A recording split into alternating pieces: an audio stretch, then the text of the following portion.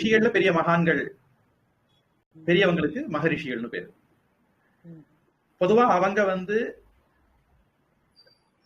இல்லறத்தாராவும் இருக்கலாம், துறவியாவும் இருக்கலாம். வசிஷ்ட மகரிஷின்னு வரும்போது அவர் ஒரு இல்லறத்தார். அகஸ்திய மகரிஷின்னு வரும்போது அவரும் இல்லறத்தார் தான்.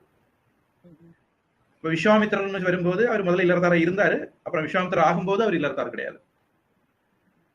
அப்படி இல்லறத்துல இல்லாமலும் இருக்கலாம். சன்னியாசியாவும் மகரிஷி இருக்கலாம், இல்லறத்தானாகவும் மகரிஷி இருக்கலாம்.